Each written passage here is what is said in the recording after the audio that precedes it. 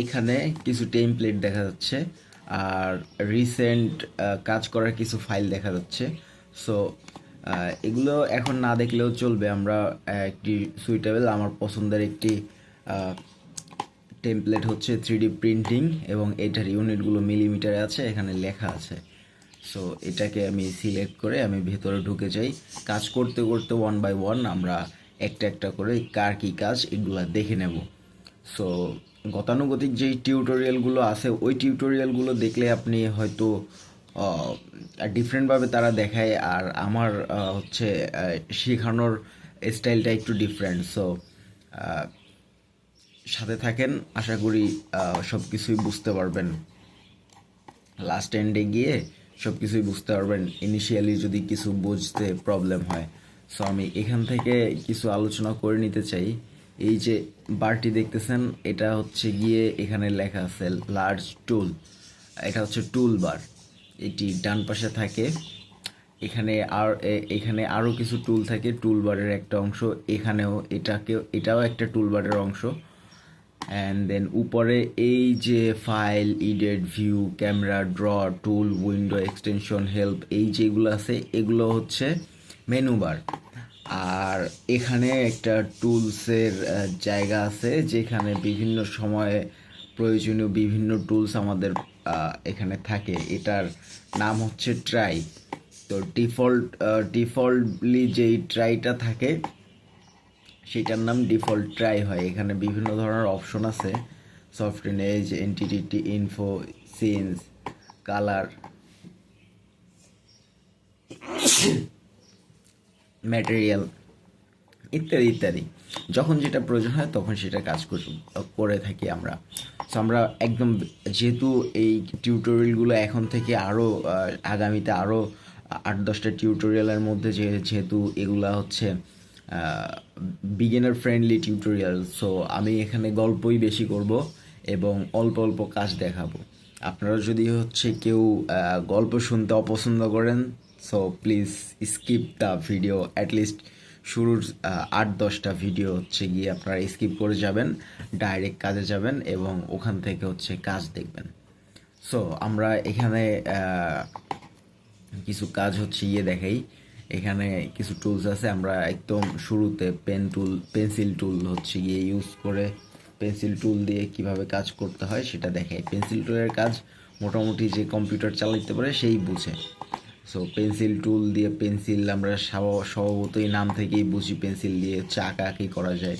এটা এভাবে এভাবে করে আঁকাআঁকি করা যায়। সো এটা হলো পেন্সিল টুলের কাজ। যখন আমরা দেখেন এখানে বিভিন্নভাবে আঁকার পরে যখন ফেসটা তৈরি হয় তখন আমাদের এটা হচ্ছে ছেড়ে দেয় এবং এটার উপরে ছোট বড় করে আঁকায় বিভিন্ন সময় প্রয়োজন অনুযায়ী বিভিন্ন ড্রয়িং করা যায়। সো এটা আমরা প্র্যাকটিস করতে করতে আস্তে আস্তে শিখে নেব। সো এই ছিল পেন্সিল টুল। সো পেন্সিল টুলের পাশে আরেকটি টুল আছে যেটির নাম ফ্রি হ্যান্ড টুল। এই ফ্রি হ্যান্ড টুল দিয়ে বিভিন্ন সময় বিভিন্ন বিভিন্ন বিভিন্ন আমরা যখন ল্যান্ডস্কেপের কাজ করতে যাই স্কেচআপে, তখন এই ধরনের এই টুলটির খুব ব্যাপক ব্যবহার হয়। সো আর যদি প্রোডাক্ট মডেলিংয়ের হিসাব করতে যাই, প্রোডাক্ট মডেলিংয়ের কাজ করতে যাই, সেক্ষেত্রে প্রোডাক্ট মডেলিংয়ে ফ্রি হ্যান্ড টুলের কাজ তুলনামূলক কম, তবে নেই বললে হবে না, আছে, কিন্তু সেটা তুলনামূলক অনেক কম। যখন আমাদের এরকম একটা সারফেস হবে তখন আমরা এটাকে পুশ পুল করতে পারবো, এটাকে 3D বানানোর জন্য এটাকে একটা থিকনেস দিতে পারবো। আচ্ছা, এটা ছিল ফ্রি হ্যান্ডের কাজ, ফ্রি হ্যান্ড টুলের কাজ। সো ফ্রি হ্যান্ড টুল গেল। এরপরে রেক্ট্যাঙ্গেল, এটা হচ্ছে রেক্ট্যাঙ্গেলের কাজ। রেক্ট্যাঙ্গেল এখানে ক্লিক করে আমরা ধরে টান দিয়ে আরেকটি ক্লিক করব, দেন আমাদের একটি রেক্ট্যাঙ্গেল হয়ে গেল। হ্যাঁ, এটা স্কেচআপ 3D মডেলের জন্য ড্রয়িং করা 2D। তো এটার উপরে আমরা এটাকেই এক্সট্রুড করে এটাকেই লম্বা করে একটা থিকনেস অ্যাড করে এটাকেই 3D মডেল বানিয়ে ফেলবো। সো যেই টুলটা সবচেয়ে বেশি ব্যবহৃত হয় আপনার 3D মডেল করার জন্য, সেই টুলটার নাম হচ্ছে পুশ পুল টুল।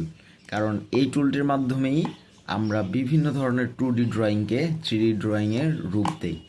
সো পুশপুল টুল কিভাবে ব্যবহার করতে হয়, এই যে এখানে যে টুলটি আছে এইটির নাম হচ্ছে পুশপুল টুল। সো এখানে ক্লিক করলে আমরা যখন ফেজের উপরে এসে কার্সারটা রাখবো, এইটা ফেজটাকে যে ধরছে, ও যে বুঝতে পারছে যে আমরা এই ফেজটার উপরেই কাজ করতে চাই, সে যখন ও বুঝতে পারবে তখন এই ফেজটার হচ্ছে চেহারাটা একটু চেঞ্জ হবে। এটার এটা যে সিলেক্টেড হয়েছে এটা বোঝানোর জন্য এটা একটু চেঞ্জ হবে।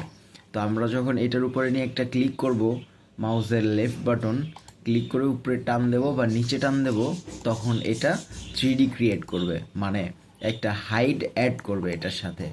আমরা র্যান্ডম একটা হাইট দিয়ে দিতে পারি, অথবা আমাদের প্রয়োজন মতো মাপ মতো একটি হাইট দিয়ে দিতে পারি। যখন আমরা প্রয়োজন মতো মাপ মতো একটি হাইট দিয়ে দেব, তখন এটি সুন্দর একটি 3D মডেলের রূপ নেবে। সো এই গেল পুশপুলের ব্যাপার। সো আর নতুন টুলস আর না দেখি, আমরা যেগুলো দেখছি এগুলো থেকেই টুকটাক একদম ইজি কিছু মডেল আমরা তৈরি করার দেখবো আজকে। সো আগে একটি টিউটোরিয়ালে, একটি ভিডিওতে আমরা দেখেছিলাম যে কিভাবে টেবিল ড্র করতে হয়। আমরা আজকেও আরও একটি টেবিল ড্র করব। আজকের টেবিলটা হবে টি টেবিল। সো ওই টেবিলটা আমরা এই যে 2-3টা টুল দেখছি, এই 2-3টা টুলের মাধ্যমে আমরা কিভাবে ড্রয়িং করতে পারি সেই ড্রয়িংয়ের প্রসেসটা আজকে দেখব। সো আমরা ওই টি টেবিল আঁকানোর জন্য আমরা একটা রেক্ট্যাঙ্গেল নিয়ে নিলাম। রেক্ট্যাঙ্গেলের সাইজ নেব আমরা 2 ফিট, 3 ফিট, এন্টার। এটা হচ্ছে টেবিলের বেড। একটা টি টেবিলের বেড হচ্ছে এটা। এখন নিশ্চয়ই একটা টি টেবিলের বেড একদম পাতলা থিন হয় না, এটা মিনিমাম 1 ইঞ্চির মতো লম্বা হয়। একটা টি টেবিলের বেডের পুরুত্ব হয় 3 ইঞ্চির মতো লম্বা। সো আমি 1 ইঞ্চির মতো লম্বা, আমি এটাকে 1 ইঞ্চি থিকনেস দিয়ে দেব। এটাকে ক্লিক করে উপরের দিকে টান দিলে 1 ইঞ্চি একটি থিকনেস চলে আসবে। সো এটিকে আবার আমরা সিলেক্ট করে একটি গ্রুপ করে নেব। যখন এটি গ্রুপ করে নেব তখন এই ড্রয়িংটা, এই মডেলটা একটি আলাদা একটি মডেলে রূপান্তরিত হবে। এর উপরে আঁকা আঁকি করা আর কোনো ড্রয়িং, কোনো কোনো কোনো ফেজ, কোনো কিছু হচ্ছে এর সাথে অ্যাড হবে না। এটি সম্পূর্ণ ডিফারেন্ট থাকবে।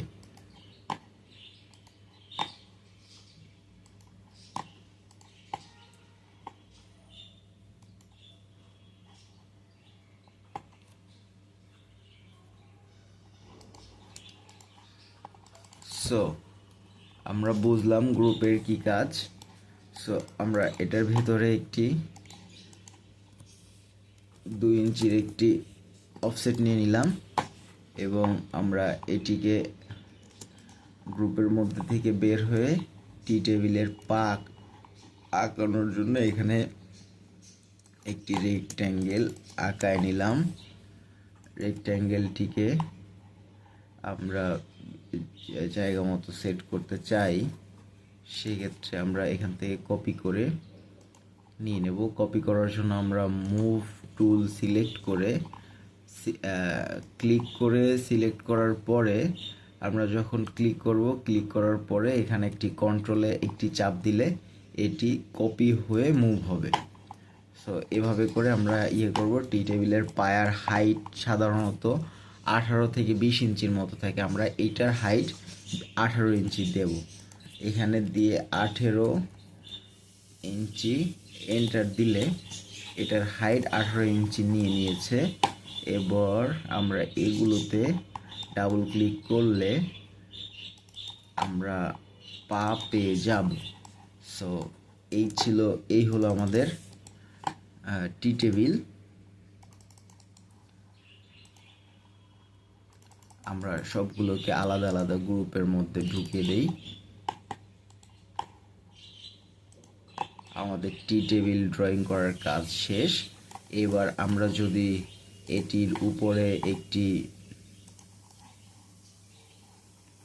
সুন্দর কোনো ডিজাইন বা ড্রয়িং করতে চাই, সেক্ষেত্রে পায়াগুলোকেও সুন্দর ডিজাইনের করতে চাই, সেক্ষেত্রে এই এটার মধ্যে ঢুকে এটাকে বিভিন্ন ধরনের ডিজাইন দেয়া যেতে পারে। সেক্ষেত্রে কীভাবে সেটা আমি যদি দেখাতে চাই, খুবই সহজ এটা করা যাবে।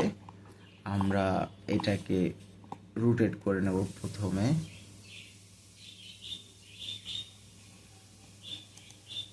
আমরা যদি এটিকে রোটেট করে নেই 45 ডিগ্রি এবং এটির একটি সাইড বাড়িয়ে নেই 2 ইঞ্চি বা 4 ইঞ্চি, বাড়িয়ে দেওয়ার পরে যখন আমি ফ্রি হ্যান্ড টুল নিয়ে একটি আঁকিবুকি কেটে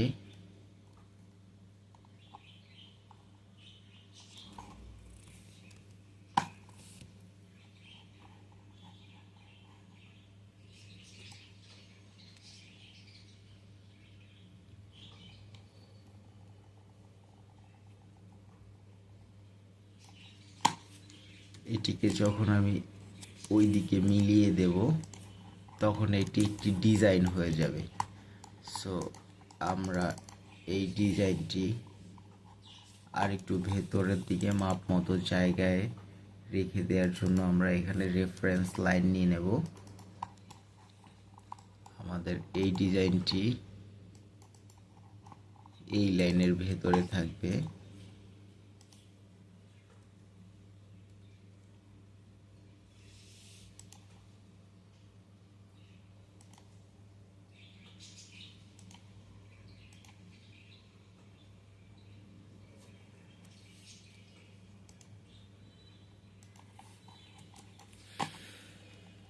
এই হলো আমাদের ডিজাইন। সো এটি মোটামুটি খারাপ হলেও একটি ডিজাইন হয়েছে এনিহাউ। সো এভাবে করে আমরা বিভিন্ন জায়গায় বিভিন্ন ড্রয়িংয়ের বিভিন্ন মডেলের এডিট করতে পারবো এবং আমরা এটাকে বিভিন্নভাবে কাজে লাগাতে পারবো। এইভাবে যেভাবে দেখাইলাম এইভাবে এটাকে কাজে লাগানোর আরও বিভিন্ন প্রসেস আছে, সেগুলো কিছু কিছু অনেক কঠিন এবং কিছু কিছু অনেক সহজ। তো আমরা সবচেয়ে সুইটেবল যেগুলো মনে হয় আমার কাছে আমি ইনিশিয়ালি সেগুলো দেখানোর জন্য চেষ্টা করতেছি।